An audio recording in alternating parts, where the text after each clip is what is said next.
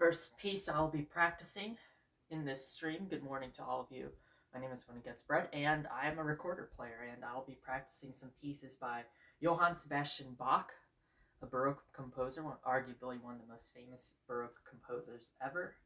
And the piece I'll be playing through today and practicing, I'm going to go through the Rondeau from his Orchestral Suite Number 2, as well as his um, Minuet from Orchestral Suite Number 2. I'll try to do the Bandinieri, the famous da da da da da da da da da. That song, I'll try and play through it as well.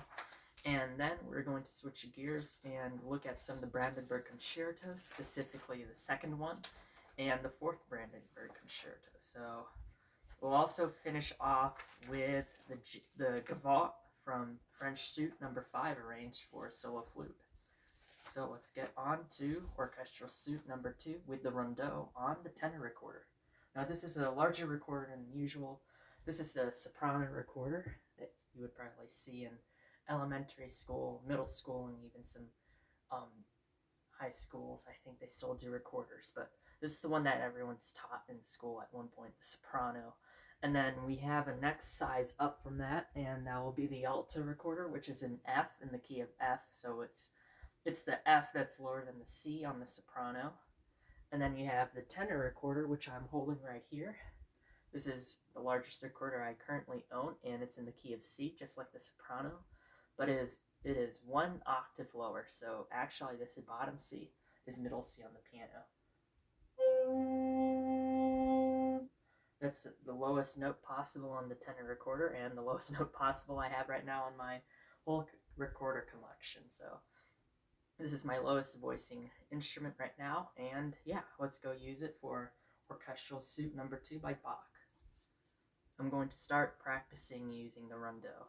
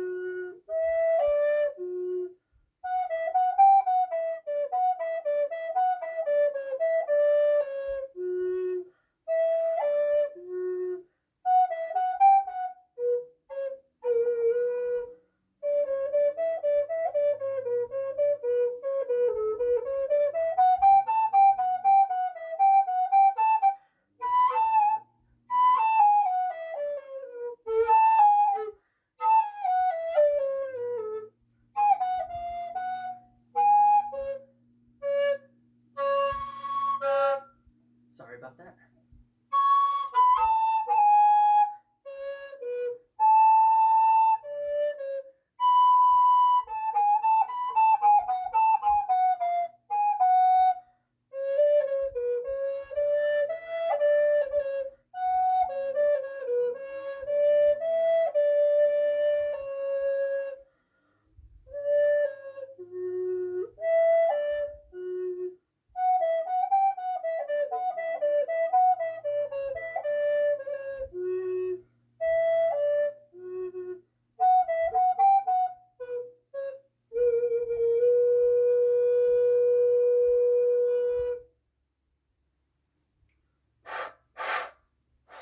There's a section, measure 38, I think. So it starts, actually measure 37. I'm going to just backtrack and play until the end from there.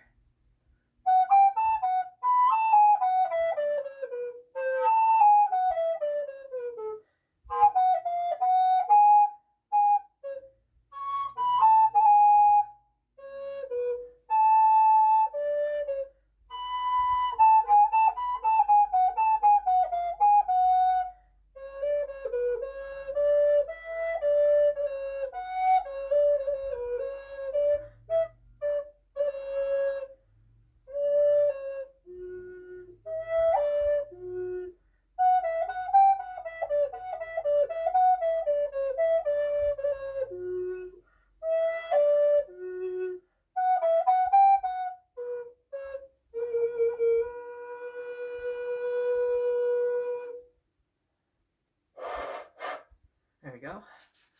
Right now onto the minuet from Orchestral Suite Number 2.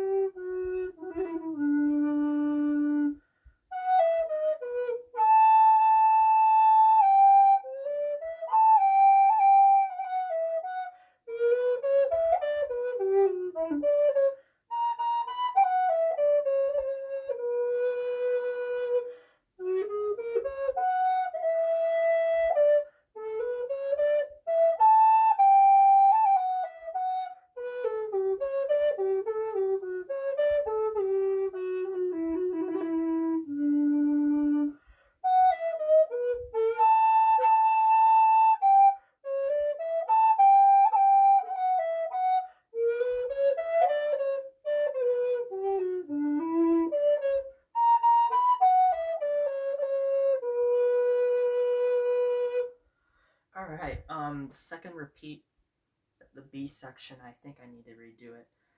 I had some trouble hitting that high A after one of the runs. I accidentally went like this. I didn't cover the back hole well, nor did I give a good airstream, so that's why I had like that hiccup. Because how to get to the upper range of the instrument, you have to cover this back hole here to get to those higher notes. So it would sound actually kind of like this if I do the fingerings for it. I guess I'll do it sideways so you can kind of see. So we have an F sharp, which is like this. Again, back hole is halfway covered. And E is again, like you're doing E down here, where it's all of them covered except for the key right here and then the two keys back here. We're going to do an E, a high E, so halfway cover on the back. And then we have an E flat, so we're going to actually take our finger off of that back hole and take our finger off of this one, and we're actually going to just cover everything else. So like this, as you can see, I'm not covering the bottom, the back, or the things at the bottom, except for the second to last one right here. And then we go into B, I think. Let me find it. Yeah, then we go into a B natural. So B, again, it's just thumb now fully covering the back hole, and then we have our pointer finger covering that hole right there. And then we have to jump up to that high A. So what I have to do simultaneously is from this B fingering, I have to uncover this by halfway on the back with my thumb, and then I have to cover this one fully with my middle finger to get that high A. And then I also need a strong airstream as well, unlike how I did the first time. But the second time was the real issue where I didn't simultaneously cover them. That's why you got something like this. It went to that lower A instead, which isn't written in the piece, but we need that high A. So let's give the B section another go.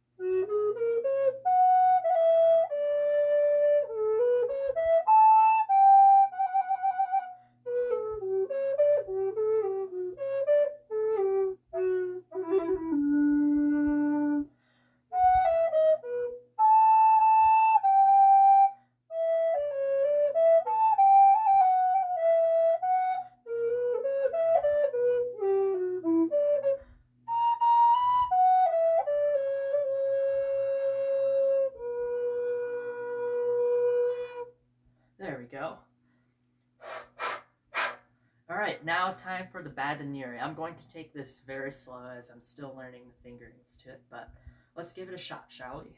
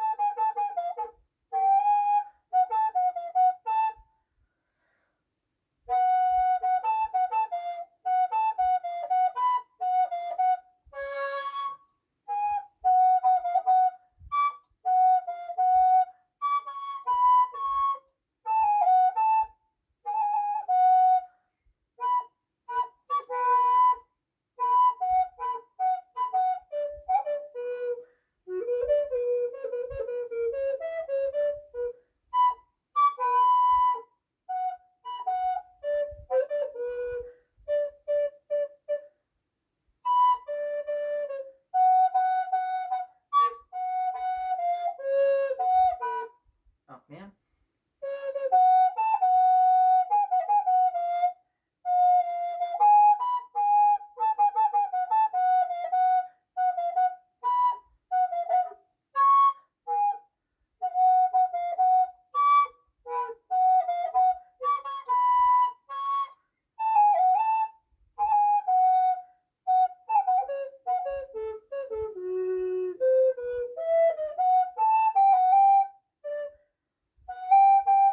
Oh, that's an E, not a D. All right.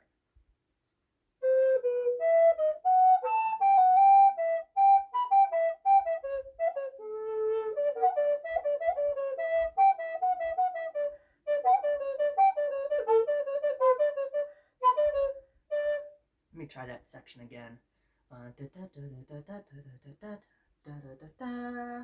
That's a B, not an A.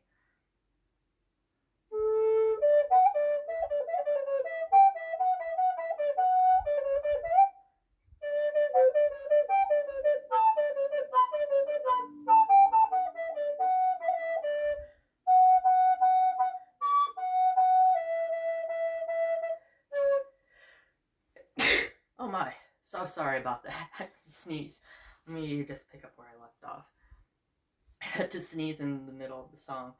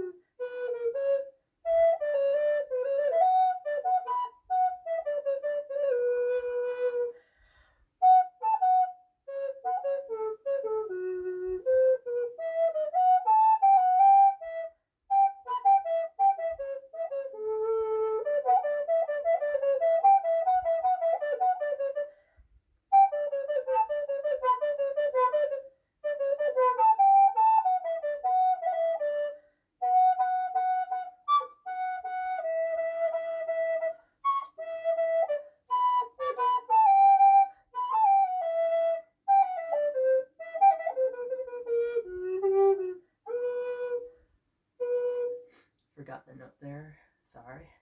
Oh.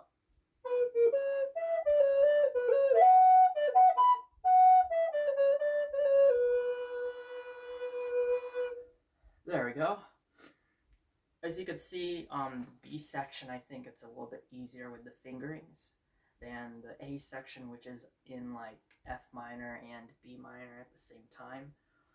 I really like the D major part where it modulates into D major at this section.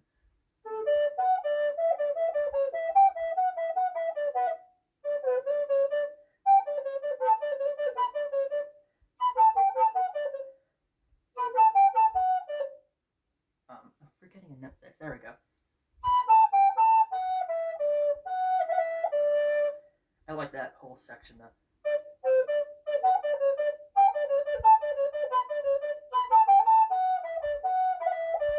I think that's the most beautiful part of that Bandineri in the song. Yeah, the top section where it's the section in B minor and F minor, it's a little bit difficult because I have these weird fingerings and they're very rapid. It's something like, let me find it.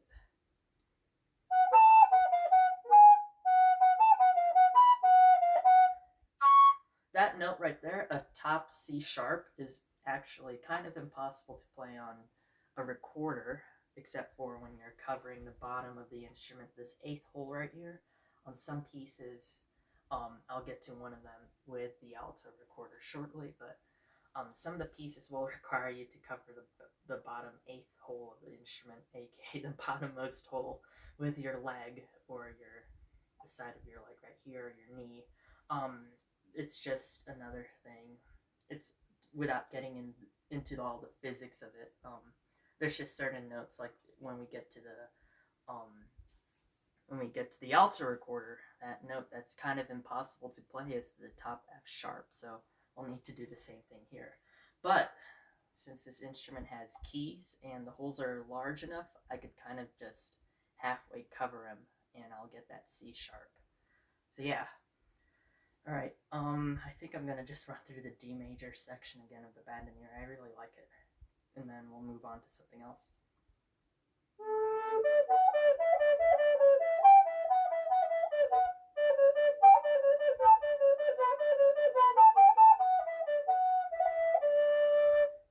There we go. Alrighty, now let's move on to the alto recorder. It's an F, and it's a little bit shorter than the tenor, as you can see. Let me pull up the tenor again, see a comparison. And this one's in the key of F, while this one's in the key of C, just like the soprano. And Bach specifically wrote for the alto recorder in his Brandenburg Concerto, specifically the second one and the fourth Brandenburg Concerto. They both feature the recorder as a solo instrument. And what's very demanding of the pieces is that they have so many of these melodies in the topmost register and very rapid key changes and rapid patterns of scales and whatnot, and you really need some fast fingers to play them all and a good airstream without passing out, of course. Alright, so I'm just going to play through, I guess, the first movement of Brandenburg Concerto 2, and then we're going to jump to the third movement of the fourth Brandenburg Concerto in a little bit. Alright, here's the second Brandenburg Concerto, number 2, and we're going to do the first movement.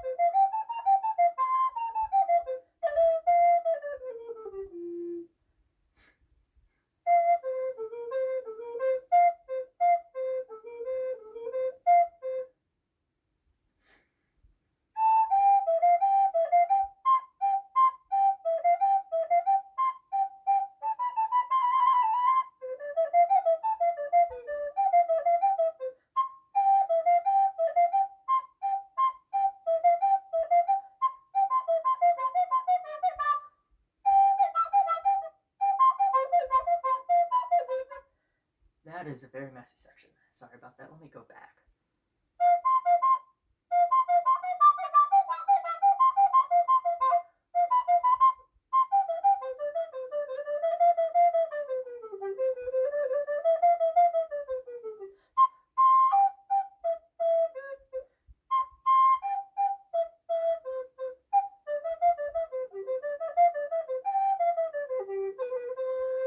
Right, sorry about that. Again, I need to take a pose. My nose is running.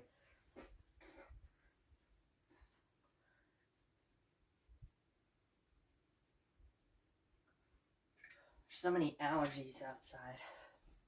It's kind of cold last night as well. Alright, I am back. And I think I left off at measure 29.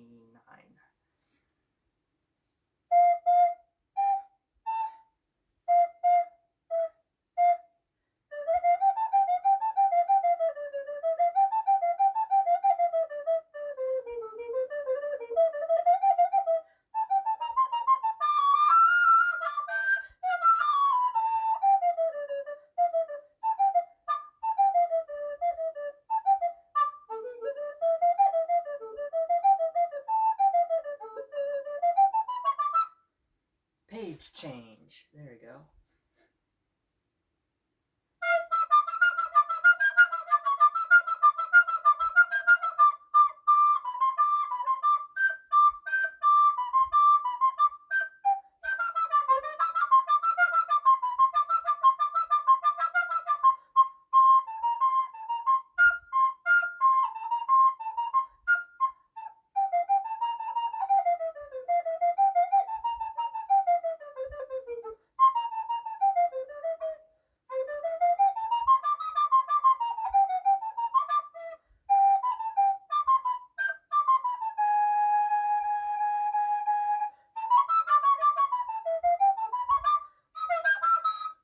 Sorry again, my nose is running.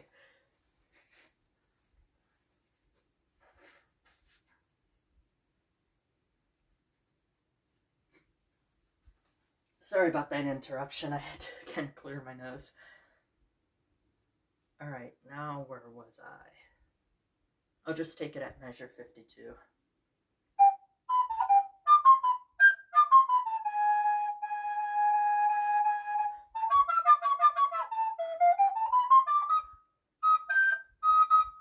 I think I messed up an accidental. Oh yeah, I did. Alright, let me go back.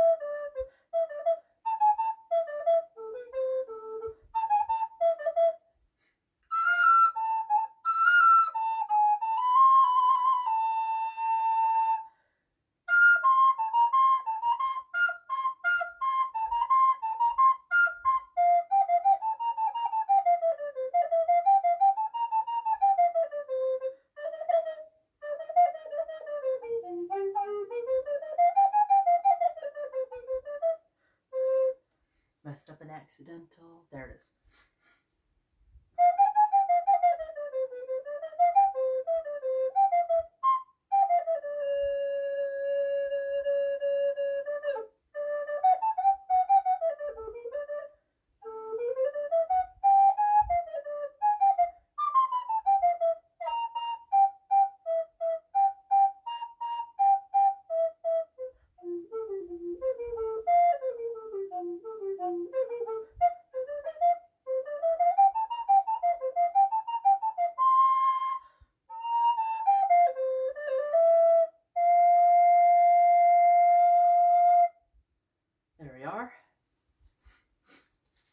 It's a little bit of me missing accidentals and whatnot, but with a little practice, I think I'll be okay on that one. All right, now to the fourth Brandenburg Concerto, specifically the third movement. Let me just turn my pages. I have a lot of pages in this binder of music. All right, and I'm going to blow my nose before I begin again, so I'm not interrupted. Let me just get a tissue. All right.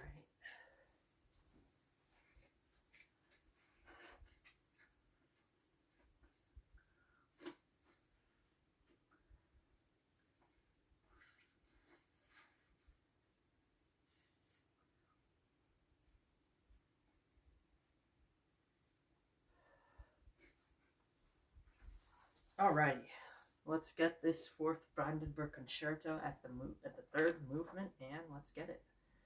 Alright, so I'm going to just start it off. There's a bunch of measures of rest because this is a fugal movement, as it is built around the fugue, and so the other voices are coming in, and then the recorders come in like at measure 23, it looks like. So I'm just going to start around there.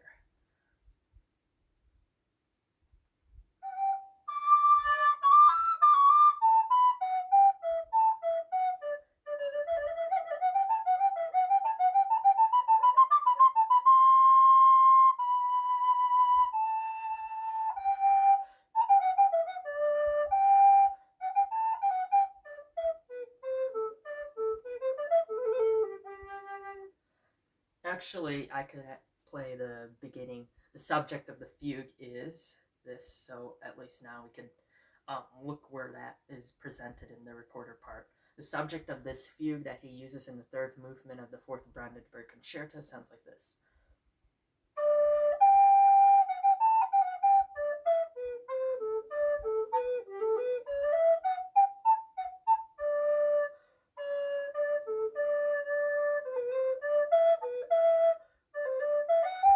And then right at that G at the end, that's when it's passed to a different voice in the fugue. So now picking up where we left off, we're going to start it here, and the recorders actually have a little solo section.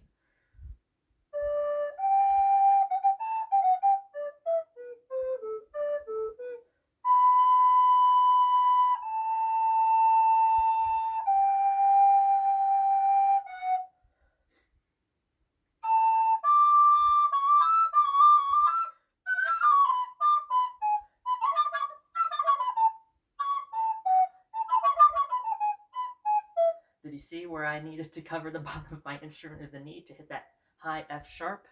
So how I did that was you have to finger a G, so the G looks like this. Every other hole covered except for the bottom one is also being covered too. And then halfway covering on the thumb key, right back here, the thumb hole I should say. There's no keys on this instrument. And you cover it to lower that G to an F sharp.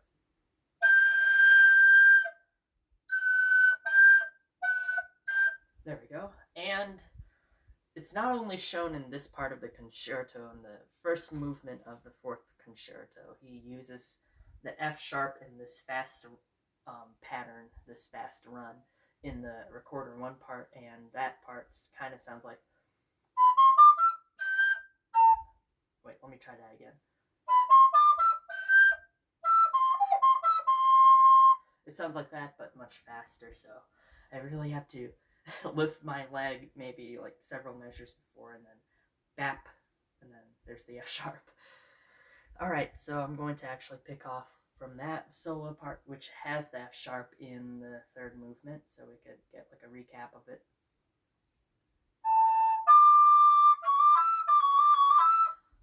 Didn't lift my leg up in time, but sometimes I could get away with just slightly pressing down all the keys very quickly like that, and I'll get an F sharp.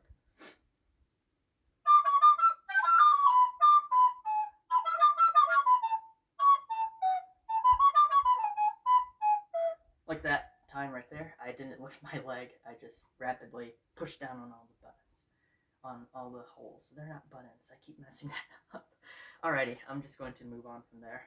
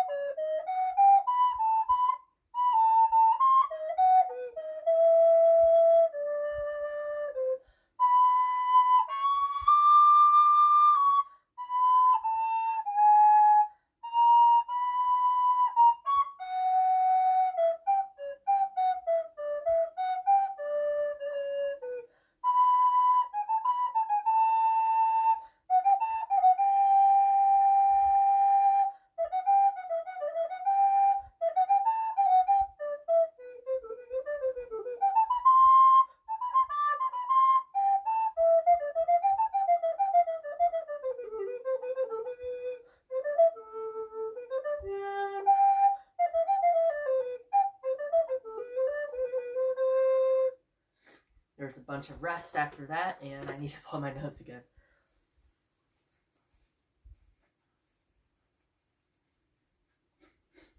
Alright, so I'm just going to skip over those rests, and now we're back to this part.